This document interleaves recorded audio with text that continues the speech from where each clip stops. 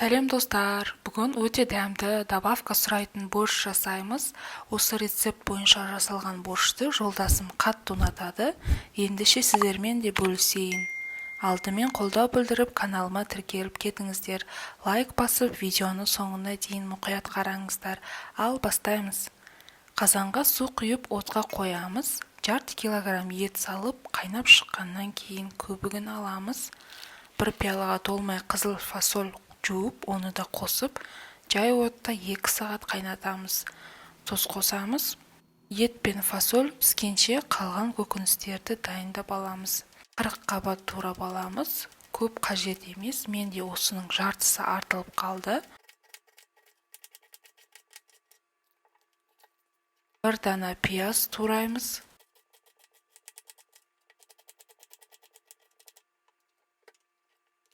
Екі орташа картоп. Егер менікі сияқты кішкентай болса, 4 дана картоп қажет. 4 бұрыш пішінді турап аламыз. 1 дана сәбіз бен 1 дана қызылшаны күштен өткізіп аламыз.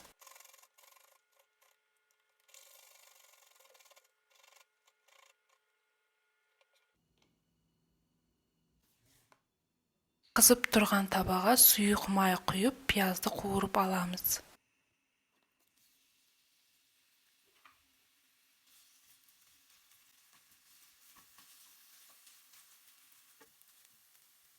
Артынша сәбіз бен қызылша, кішкене тұз, 1 чайная ложка тамақ қызартатын томат қосып қуырамыз.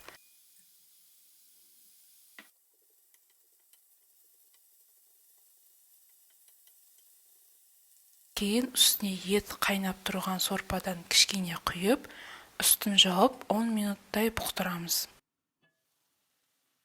2 сағат өтті. Етті алып, турап, қайта қазанға салдым. Үстіне жаңағы бұқтырманы саламыз. Артынша картоп, 40 қабат, бұрыш және 1 чайная ложка қант қосып, 20 минут жай отта қайнатамыз. Картошкасы піссе, борщ дайын. Сметана, зелень бар болса, бірге дастарханға ұсынсаңыз болады. Борщ дайын, өте дәмді болып шықты. Сіздерге де осы рецептпен дайындап көруге кеңес беремін. Астарыңыз дәмді болсын.